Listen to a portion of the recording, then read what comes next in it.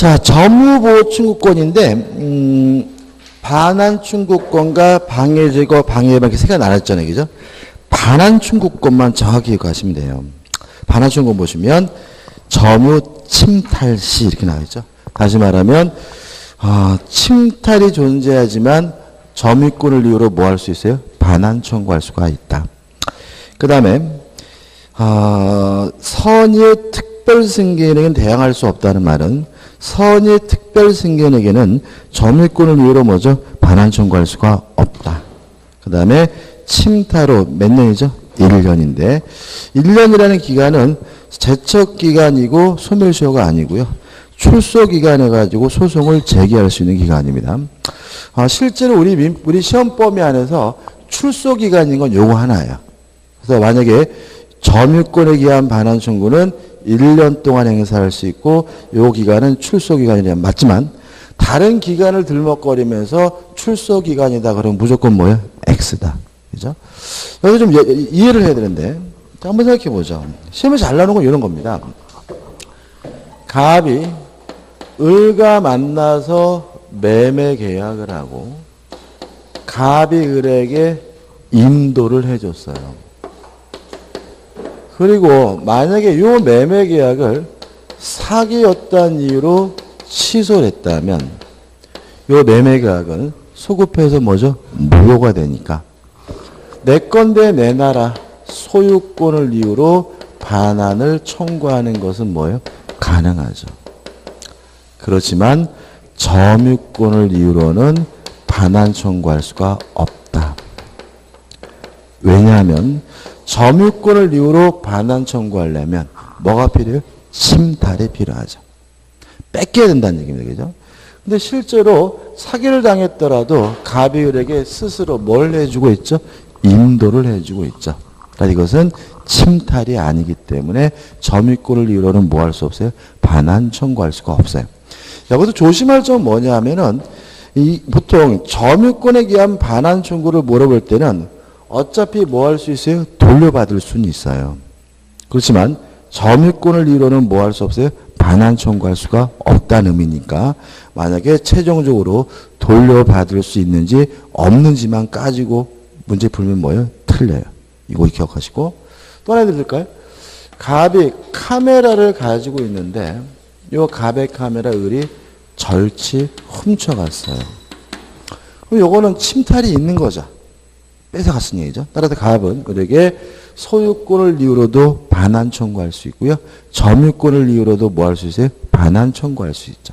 근데 을이 만약에 요 카메라를 병에게 팔고 병에게 인도를 해줬는데 병이 만약에 선이라면 이때 갑은 병에게 점유권을 이유로는 반환 청구할 수가 없어요. 왜냐하면 선의 특별승계인에게는 대항할 수 없다. 선의 특별승계인에게는 점유권을 이유로 반환 청구할 수가 없어요. 이거 돌려받을 수 있나요? 있죠. 왜요? 도품 유실물. 따라서 도난당한 날, 유실한 날로부터 몇 년 내라면요? 2년 내라면 갑은 병에게 돌려받는 게 가능해요. 그렇지만 무엇을 이유로는요? 점유권을 이유로는 반환 청구할 수가 없음을 꼭 기억하시고 이해해 두시기 바랍니다. 그 다음 방해 제거 청구는 읽어볼 필요도 없고요. 방해 예방에 나오는데 방해 예방 청구권에서 방해 염려 시 방해 예방 또는 손해배상의 담보 제고 요구 이렇게 나와있죠. 또는을 좀 조심하십시오. 방해 예방 청구에서 왜냐하면 예방 및 손해배상의 담보 그럼 뭐죠? X죠. 소유권도 마찬가지입니다. 방해 예방 또는 뭐죠? 손해배상의 담보예요. 그래서 결국은 예방의 경우에는 소유권이든 점유권이든 예방이나 담보 둘 중에 하나를 청구할 수 있고 둘 다 청구하는 것은 아니라는 거 하나만 주의하시면 됩니다. 끝이죠. 그 다음에 우측에 보시면 좌측 맨 밑에 보시면 이런 말 있죠. 점유권에 기인한 소는 본권에 기인한 소로 서로 영향을 미치지 아니한다. 그 다음 우측에 맨 위에 보시면 3번 점유권에 기인한 소는 본권에 관한 이유로 뭐하지 못해요? 재판하지 못한다. 무슨 말이냐?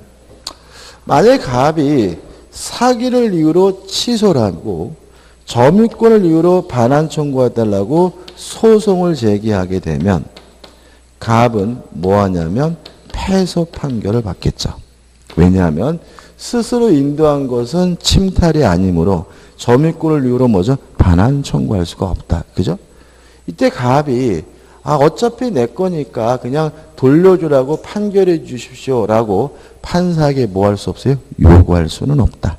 왜냐하면 우측에 맨 3번 점유에 기인한 소는 본권에 관한 이유로 뭐 하지 못합니까? 재판하지 못합니다. 따라서 판사 입장에서도 점유권을 이유로 소송을 제기하면 뭐만 가지고 판단해야 돼요? 점유권만 가지고 판단해야 되고요. 뭘 고려하면 안 돼요? 소유권을 고려하면 안 되는 거죠. 그럼 이 사람은 어떻게 돌려받느냐? 요건 패소하고 다시 소유권을 이유로 반환 청구해서 승소 판결을 받아야 돌려받을 수가 있는 거죠. 왜냐하면 좌측 맨 밑에 점유권에 기인한 소와 본권에 기인한 소는 서로 영향을 미치지 않습니다. 따라서 점유권을 이유로 소송을 제기했다 패소하더라도 본권을 이유로는 뭐 할 수 있어요? 승소할 수 있는 거죠. 왜냐하면 두 가지 소는 전혀 별개의 소고 서로 영향을 미치지 않기 때문에 그렇게 된다는 거 주의하시면 되겠죠.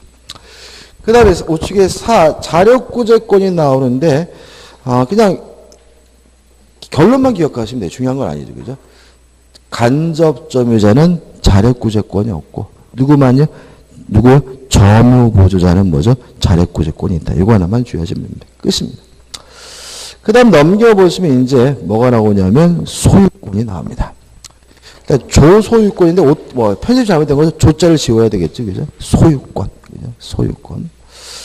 일단 1번 소유권에 의해 가지고 물건을 사용하고 수익하고 처분할 수 있는 권리가 뭐죠? 소유권이고 소유권 객체는 물건에 한합니다. 따라서 권리는 소유권의 객체가 될 수가 없다는 거 꼭 기억해 주세요. 시험에 이런 게 나왔습니다. 아파트 입주권도 소유권의 객체가 된다. X. 왜냐하면 아파트 입주권은 물건이 아니라 뭐죠? 권리고 소유권의 객체는 뭐에 대해서만요? 물건에 대해서만 인정이 되고요. 특성에서 혼일성, 탄력성, 항구성, 간념성 이렇게 나오는데 설명을 드리면 중요한 건 아닙니다. 소유권이 뭐냐? 물건을 사용하고 수익하고 처분할 수 있는 권리가 뭐죠? 소유권이죠. 다시 말씀드리지만 소유권의 객체는 물건의 하나고 권리는 소유권의 객체가 될 수가 없고요.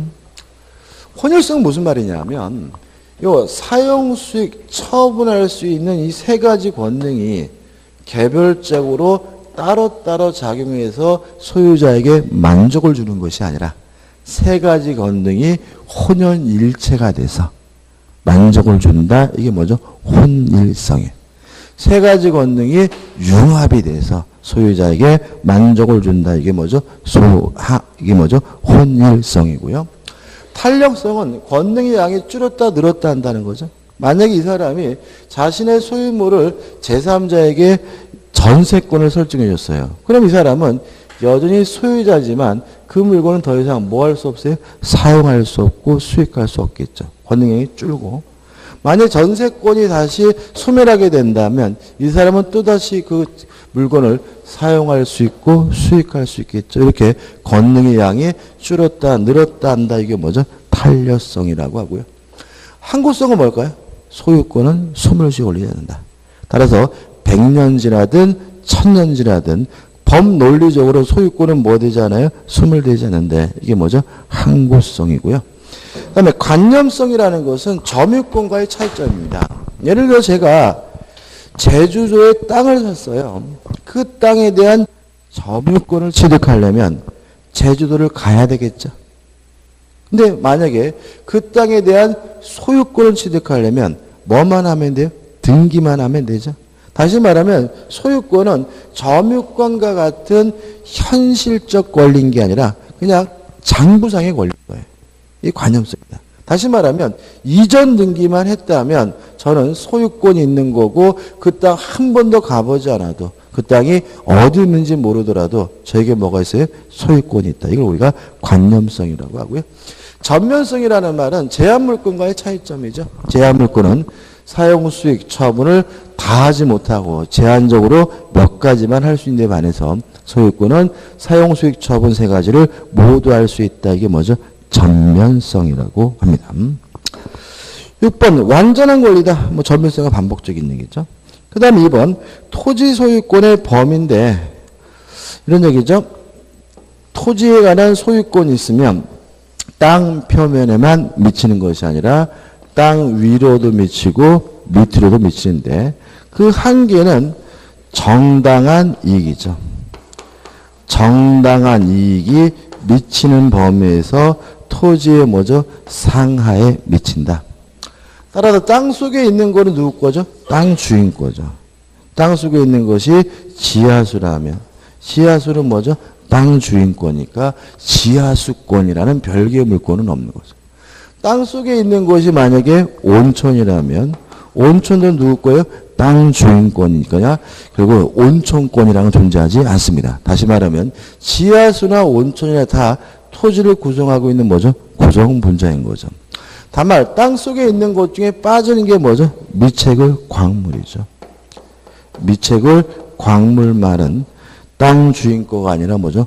국가 소유고요. 이것은 소유권의 객체가 되는 게 아니라 뭐죠? 광업권의 객체가 된다. 이런 말이 나오죠. 그 다음 어떻게 3번에서 상린관계가 나오죠? 일단 상린관계라는 것은 서로 인접 간의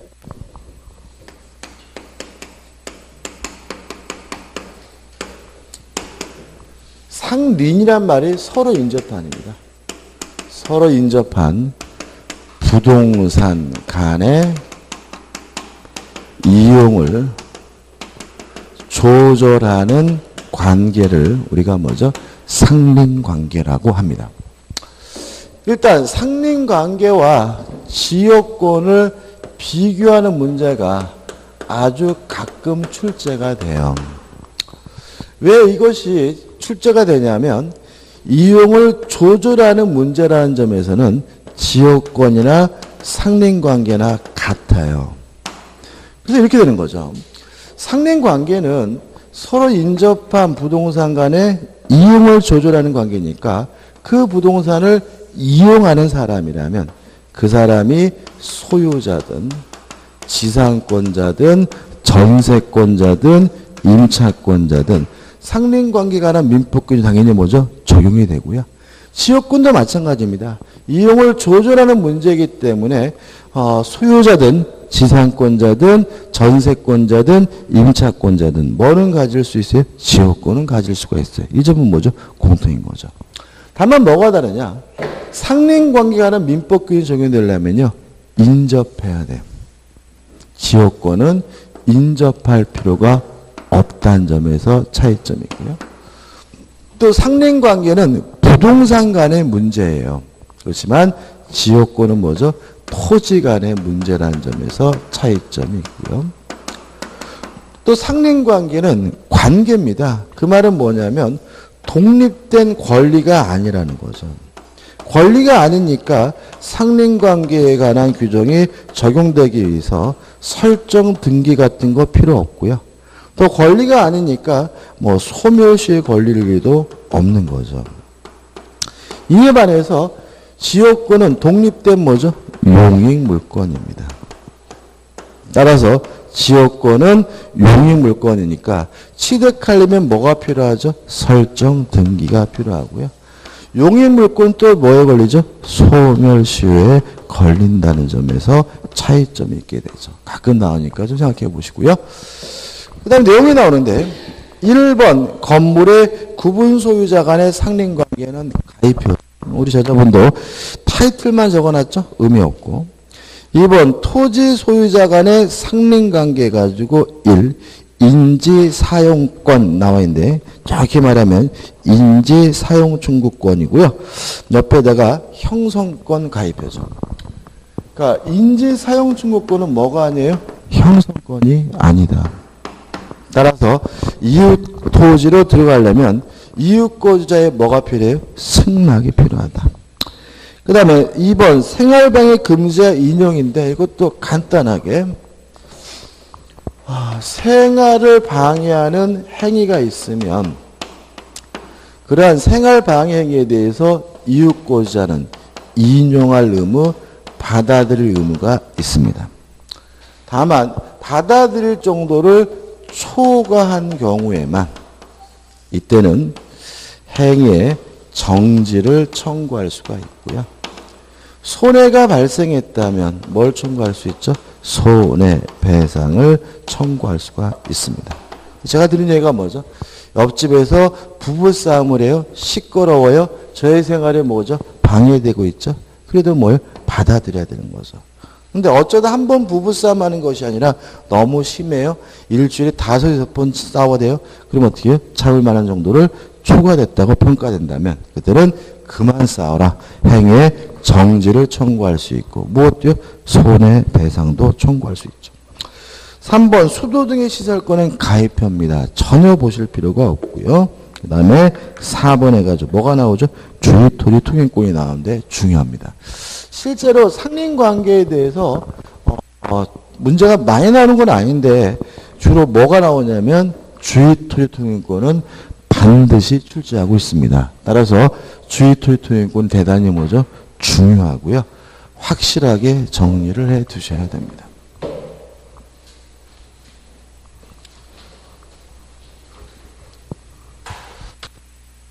일단 공로로 길로 출입한 또는 과다한 비용이 들어요. 그러면 어쩔 수 없이 말 그대로 주위의 토지를 통행하게 되는데 이러한 권리를 뭐라 그러냐면 주위 토지 통행권인 거죠. 그 다음에 두 번째로 어디다 있냐 이 문제에 대해서 우리 민법은 손해가 가장 적은 장소로 통행하라고 하고요. 어떤 방법으로 통행하느냐? 손해가 가장 적은 방법으로 통행하라고 규정하고 있고요.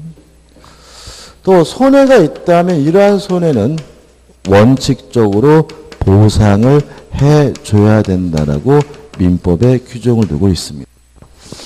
여기까지가 이제 민법 규정이고요. 여기다가 이제 판례로 살을 붙이면 됩니다. 첫 번째, 주유토지 통행권이 인정이 되려면 공로로 출입하는 것이 뭐 해야 돼요? 불가능해야 돼요. 그러면 불가능한지 가능한지 판단을 해야 될 텐데 이 판단 기준에 대해서 우리 판례는 형식적으로 판단하지 않습니다. 실질적으로 판단합니다. 무슨 말이냐면 지적도 근데 실제로 그 도로로 다닐 수가 없어요. 그때도 뭐가요? 주유토지 통행권이 인정이 된다는 거죠. 다시 말하면 형식상의 도로가 있느냐 없는 문제가 아니라 실질적으로 다닐 수 있느냐 없느냐 가지고 따지고요. 불가능해야 됩니다. 따라서 좀 더 편리하다. 좀 더 지름길이다. 이런 이유만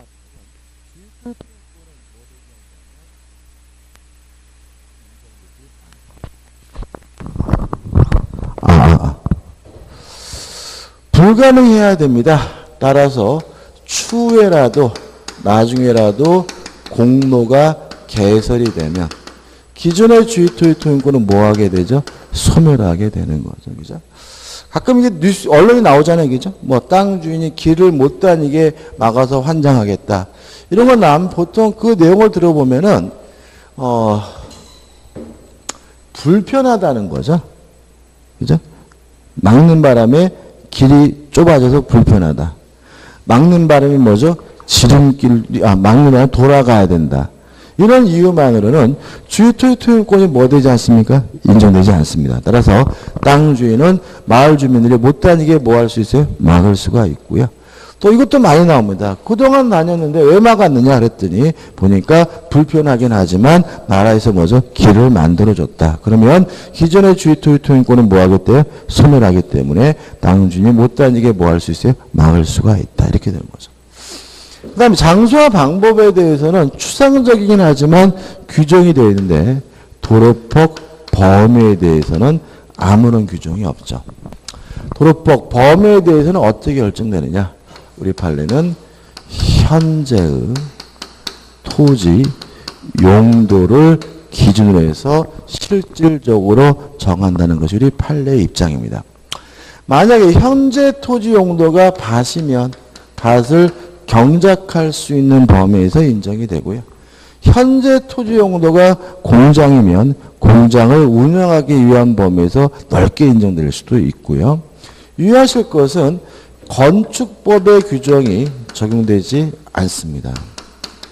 공법 시간에 건축법 배워보시면 아시겠지만 도로폭이 나오죠. 뭐 건물을 지으려면 몇 미터 이상 뭐 그렇게 나오잖아요.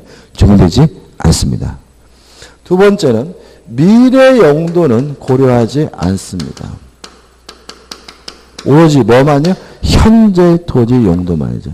작년에 시험 문제 답은 뭐냐면 미래의 아파트를 건축할 예정이라면 그것까지 거래해서 뭐죠? 주의 토지 통행권이 정해져야 된다. 이런 취지의 문제가 뭐죠? X고 답이었던 거죠. 그 다음에 손해는 원칙적으로 뭘 해줘야 돼요? 보상을 해줘야 되는데 예외적으로 보상할 필요가 없는 경우가 있어요. 두 가지인데요. 하나는 우리 판례가 인정하는 겁니다. 우리 판례는 이렇게 합니다. 보상 없이 통행하여 온 자입니다. 그동안 보상 없이 통행하여 온 사람에게는 새삼스럽게 신의 측상 보상을 청구할 수 없다는 것이 우리 판례 입장이고, 이런 판례는 무엇 때문에 그러냐면 법적 안정성 때문에 그렇죠.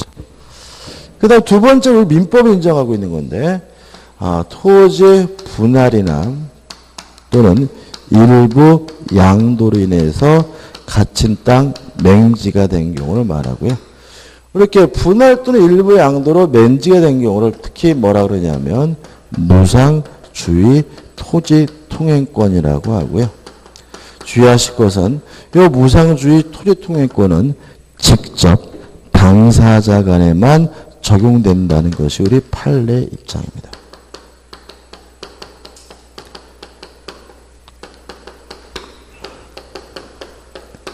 여기까지요.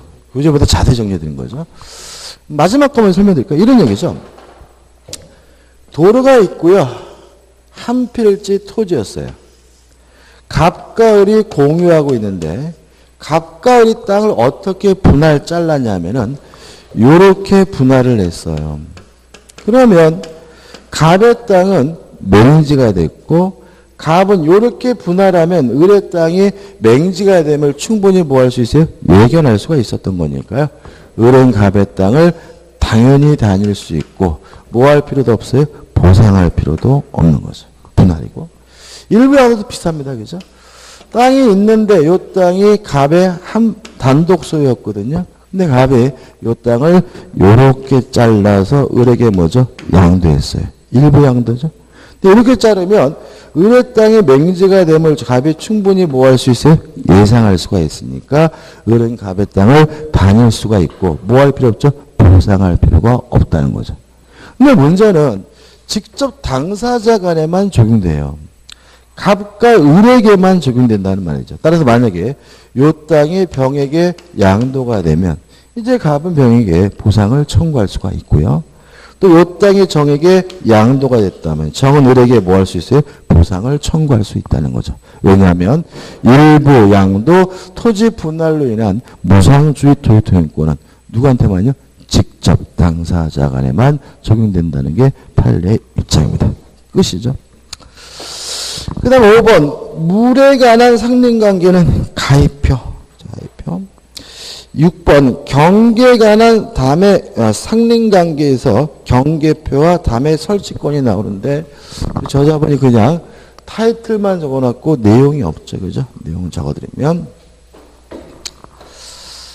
여기다가 설치 비용은 절반, 반씩 부담하고요. 설치하기 위한 측량 비용은 면적에 비례해서 부담하고요. 다시 말하면 측량 비용은 넓은 면적을 가진 사람이 어떻게 해요? 많이 부담한다 이런 얘기죠. 그 다음에 특수시설은 하고자 하는 자가 부담하는 거죠. 예를 들어서 담을 설치하면서 거기다가 CCTV를 알고 싶어요. 누가 부담해요? 하고자 하는 자. 그죠? 그 다음에 마지막으로, 소유가 불분명해. 담이 누구 건지 잘 모르겠어요. 그런 경우에는 담은 이웃거주가 공유인 것으로 뭐예요? 추정을 합니다. 다 한 겁니다. 그죠? 네 가지죠. 이런 얘기죠. 땅이 있는데, 여기는 갑의 땅, 여기는 을의 땅이에요. 경계에다가 뭘요? 담을 설치하고 해줘요. 설치 비용은 갑과 을이 뭐죠? 반씩 부담하고, 설치하기 위해서 측량을 할 때는 면적의 비율에 따라서 뭐죠? 측량 비용을 부담하고요. 갑이 갑자기 여기다가 CCTV를 달재요. 누가요? 갑이 부담하고요. 옛날부터 담이 있었어요. 근데 누가 만든 건지 잘 모르겠어요. 그러면 갑과 을이 공유인 것으로 뭐요? 추정을 한다. 이렇게 되는 거죠. 그 다음에 수목의 가지 및 수목의 뿌리죠. 또 좀 정리하죠. 가지는 재고를 청구하고요.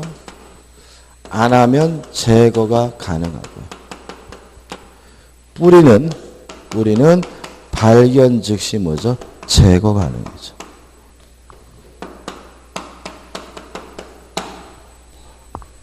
이런 얘기죠. 갑이 살고 있고요. 이웃에 을이 살고 있고, 여기가 갑과 을의 경계인데, 갑의 마당에 있는 나무 가지가 이렇게 넘어왔어요. 이런 경우에는 을은 잘라버리면 안 되고 갑에게 제거해 줄 것을 뭐 할 수 있어요? 청구할 수가 있죠. 근데 갑이 제거를 안 해요. 그럼 이때는 을이 뭐죠? 제거해 버릴 수가 있고요.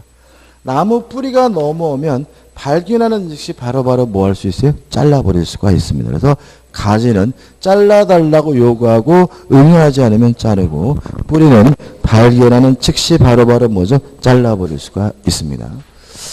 그 다음에 토지의 신골 및 공작물 성일치의 성립관계인데, 중요하지 않습니다.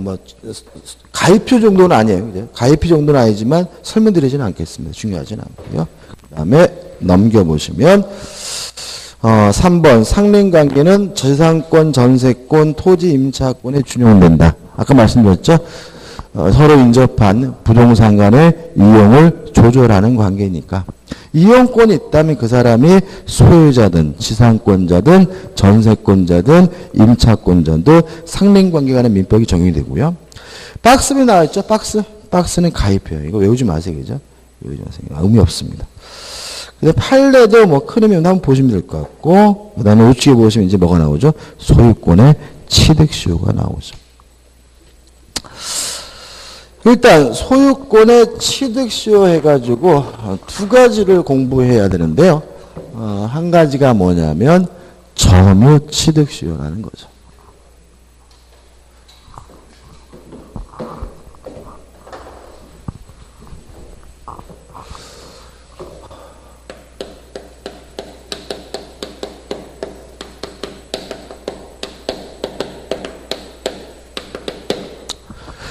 일단 점유취득시효는 타인의 부동산을 점유하고 있는 사람이 20년 지나면 취득시할 수 있고요. 20년 됐다 그래서 바로 소유권을 갖는 것은 아니고요. 등기를 해야 비로소 뭘 갖게 되냐면 소유권을 취득하게 되죠. 이거 우리가 뭐죠? 점유취득시효라고 하고요. 점유취득시효에 의한 요 점유는 소유의 의사가 있는 자주점이고 평온하고 공연한 점유여야 돼요. 일단 세 가지만 요구합니다. 따라서 악의 점유자도 뭐 할 수 있죠? 점유취득시효 할 수 있고요. 무과실도 요구하지 않으니까 과실이 있는 점유자도 뭐 할 수 있어요? 점유취득시 할 수 있고요. 또 직접 점유되는 건 아니겠죠. 다시 말하면 간접 점유하고 있더라도 뭐 할 수 있어요? 점유취득시 할 수가 있고요. 이러한 점유취득시를 인정하는 이유는 뭐냐면 가장 중요한 이유는 입증 곤란을 구제하기 위한 제도다. 이런 뜻입니다. 다시 말하면 남의 땅을 무작정 뭉갠다 그래서 뭐 하는 건 아니에요? 취득시 하는 건 아니죠. 자기 거가 맞습니다. 다만 입증하기가 어렵다면 그때 주장하는 것이 뭐예요? 점유취득시효고요. 우리가 아까 남의 땅인 줄 알면서 점유하면 뭐죠? 타주다. 이런 말씀드렸죠. 왜 그럼 이것과 관련되죠? 알면서 점유했으면 자주점유가 아니라 뭐죠? 타점유니까 20년 지나더라도 뭐 할 수 없어요? 취득시효할 수 없다. 이런 취지인 거죠. 예를 들어가지고 갑의 땅에다가 을이 무단으로 건물을 짓고 살고 있어요. 그러면 남의 땅인지 뻔히 알았으니까 무슨 점이에요? 타주점이고 따라서 20년 지나도 소유권을 뭐 할 수는 없어요? 취득시효할 수 없다. 이렇게 되는 거죠. 그죠?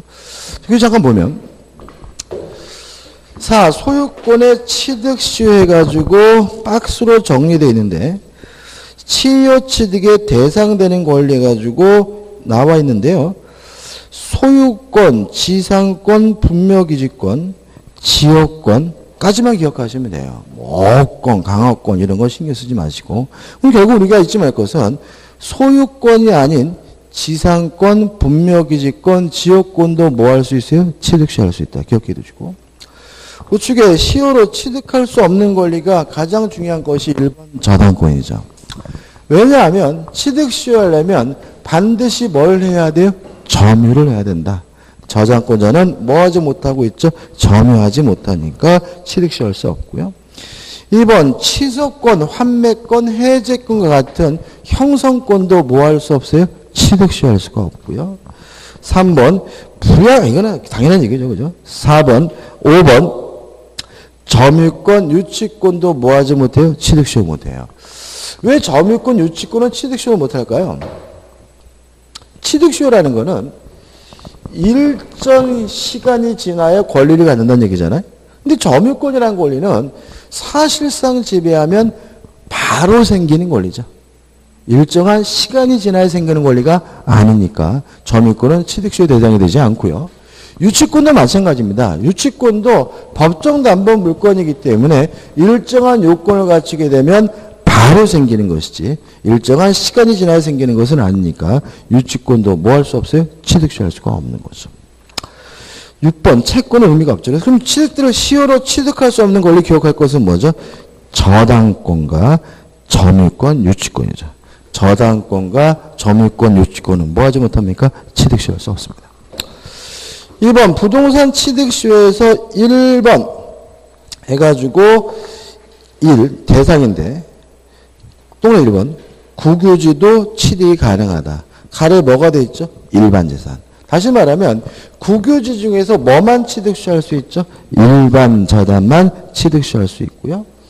2번 토지에 대한 전부 일부 취득시효 가능하고 공유지분도 취득시효가 가능하고요. 5번 자기 소유 물건도 뭐죠? 취득시효할 수가 있습니다. 왜냐하면 취득시효란 입증곤란을 뭐예요? 구제하기 위한 제도이기 때문에 자기께 맞아요. 근데 입증하기가 어렵다면 뭘 주장해도 상관이 없죠? 취득시효를 주장해도 상관은 없어요. 그 다음에 성명불상자의 물건 이것도 뭐예요? 취득시효할 수는 있겠죠. 근데 이것도 뭐냐면 반드시 뭐 해야 돼? 자주점유해야 돼. 예를 들어 이런 판례가 있습니다. 땅을 점유하는데 그 땅의 소유자가 행방불명됐어요. 그 사실을 알면서 점유하고 있어요. 타주죠. 그죠? 따라서 20년 지나도 뭐 하지 못해요? 취득시효 못한다. 아무튼 성명불명상자, 행방불명자의 재산도 뭐 할 수 있어요? 취득시효 할 수 있지만 반드시 무슨 점에 대해? 자주점에 되는 거죠.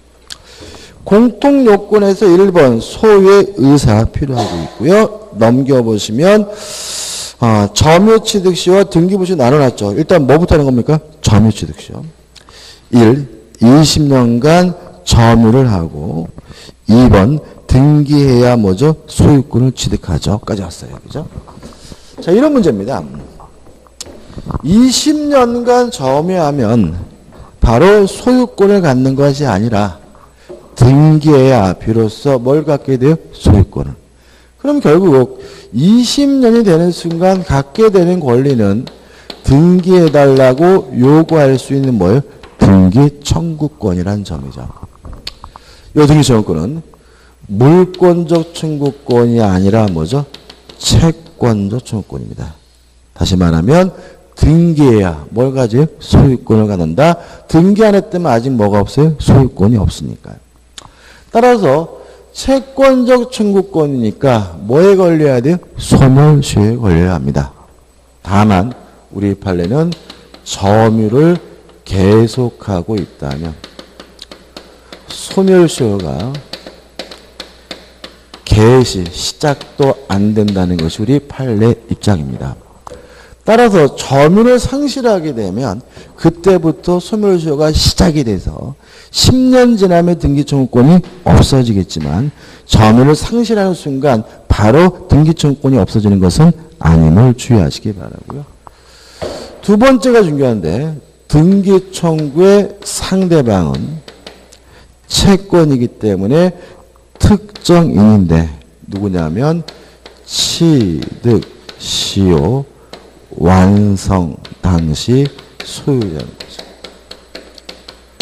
다시 말하면 누구한테만 등기를 청구할 수 있습니까? 취득, 시효, 완성 당시 소유자에게만 등기를 청구할 수 있고요. 다른 사람에게는 뭐 할 수 없습니까? 등기를 청구할 수가 없습니다. 따라서 취득, 시효, 완성 전에 소유권을 취득한 사람에게는 등기해달라고 뭐 할 수 있어요? 청구할 수가 있지만 취득, 시효, 완성 후에 소유권을 취득한 사람에게는 등기해달라고 뭐 하지 못합니까? 청구하지 못한다. 왜냐하면 완성될 당시에 소유자에게만 뭐 할 수 있어요? 등기를 청구할 수가 있으니까요. 따라서 이 논리 때문에 점유개시 기산점은 원칙적으로 임의로 선택할 수가 없고요. 다만 등기 명인의 변동이 없는 경우에만 이때는 뭐죠? 임의로 선택하는 것이 가능하다. 다른 얘기죠. 자, 그럼 여기서 한번 예를 가지고 설명드릴게요.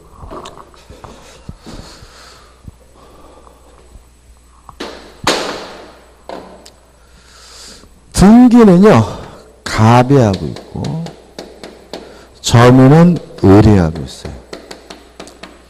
이런 상태에서 20년이 되면, 을에게 소유권이 생기는 것이 아니라 채권이 뭐가 생겨요? 등기 청구권이 생기고요. 등기야 비로소 뭘 가집니까? 소유권을 갖게 되는데, 그 상대방이, 따라서 갔는데, 상대방이 누구죠? 취득시효 완성 당시 소유자라는 얘기죠. 따라서 17년 됐을 때 갑에서 병으로 소유권이 넘어가게 되면 완성될 당시의 소유자는 누구예요? 병이니까 병에게 뭐 할 수 있어요? 등기를 청구할 수가 있죠. 따라서 완성 전에 소유권을 취득한 사람에게는 뭐 할 수 있죠? 등기를 청구할 수가 있는 거죠. 근데 만약에 21년 됐을 때 병에서 정으로 소유권이 넘어가면 정에게는 뭐 하지 못합니까? 등기를 청구하지 못한다. 왜냐하면 완성될 당시 소유자에게만 등기를 청구할 수 있으므로 완성 후 소유권을 취득한 사람에게는 등기를 청구할 수가 없는 거죠. 따라서 을은 점유개시 기산점을 뒤로 어떻게 해요? 늦출 수는 없다. 왜냐하면 늦추면 누가 피해를 봐요? 정. 따라서 점유개시 원칙적으로 뭐 할 수 없죠? 임의로 선택할 수가 없다. 근데 만약에 정 같은 사람이 없다면 을이 늦추더라도 밀고 땡기더라도 뭐죠? 아무런 피해 보는 사람이 없으니까 등기 명인의 변동이 없다면 뭐죠? 임의로 선택할 수가 있다. 이렇게 되는 거죠. 그죠? 여기까지 꼭 정리하시기 바라고요. 그 다음 효과입니다. 소급효가 있다. 다시 말하면 등기라면 소유권을 갖는데 점유 개시시로 소급표가 인정이 되고요. 2번 원시취득입니다. 다시 말하면 승계취득이 아니죠.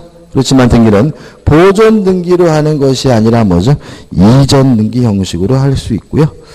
그 다음에 또 나오죠. 기억 등기 청구권 니은번 디귿번 나와 있고 4번하고 5번은 뭐죠? 제가 설명드린 내용이 나와 있죠. 판례를 볼까요? 판례 가지고 1번 뭐 큰 의미 없는 판례고 그 다음에 2번 시효 완성 후 시효 완성자로부터 대상 토지를 양수하여 점유를 승계한 점유자죠. 그럼 이거는 누가 팔아먹은 거죠? 취득 시효 완성자 을이 팔아먹은 거죠. 그럼 을이 원래 가지고 있던 권리가 뭐였어요? 채권이니까 양수인도 직접 이전 등기해달라고 청구할 수는 없고요. 뭐죠? 대의에서 등기를 청구해야 된다는 판례고요. 그 다음에 3번 해가지고 완성자에게 등기를 청구할 수 있다는 말의 반복입니다. 그 다음에 우측에 4번이 나오죠. 자, 한번 볼까요? 21년 됐을 때 갑이 병에게 팔아먹고 병에게 등기를 해줬다면 이런 완성될 당시의 소유자인 갑에게만 등기를 청구할 수 있으니까 병에게는 뭐하지 못하죠? 등기를 청구하지 못하죠. 그러면 을은 어떻게 하냐? 완성될 당시 소유자인 갑에게 불법행위를 원인으로 뭘 청구하죠? 손해배상을 청구하게 되는 거죠. 근데 문제는 불법행위를 원인으로 손해배상을 청구하려면 갑에게 뭐가 있어야 돼요? 고의나 과실이 있어야 된다. 따라서 갑에서 병으로 소유권이 넘어간 이유가 수용당한 거라면 갑에게 아무런 고의 과실이 없으니까 손해배상은 뭐하지 못해요? 청구하지 못하고요. 다만 갑에게 무엇을 요구할 수 있냐면 수용보상금을 대신 달라고 요구할 수 있는 뭐가요? 대상 청구권이 인정이 된다는 얘기죠. 5번은 국유재산 중에 일반 재산만 취득시할 수 있다는 얘기고요. 6번을 보실까요? 건물을 소유하기 위하여 그 건물의 부지를 평온공연하게 20년을 점유한 자는 등기함으로써 그 부지에 대한 지상권을 취득한다 이렇게 나와 있죠. 이거 좀 문제가 있는데 옆에다가 하늘 펴가지고요. 자주면 소유권, 타주면 지상권 이렇게 좀 메모하세요. 그죠? 다시 말하면 남의 땅에 건물을 짓고 20년이 지났다는 이유로 취득시하는 게 항상 지상권이 아니죠. 일반적으로 그 사람이 무슨 점유라면요? 자주점유라면 뭘 취득시해요? 소유권을 취득시하는 거고요. 타주점유라면 뭘 취득시하는 거죠? 지상권을 취득하는 거죠. 그래서 이 판례는 결국 뭐가 빠져 있어요? 자주가 빠져 있어요. 그래서 자주점유가 아닌 타주점유는 뭘 취득시합니까? 지상권을 취득시한다는 얘기죠. 그 다음에 7번 당연한 것이고 8번은 뭐 큰 의미가 없습니다. 그 다음에 이제 좌측에 다시 오셔서 뭘 해야 되냐면 등기부 취득시효를 봐야 되는데 이 등기부 취득시효는 쉬었다가 보도록 하겠습니다.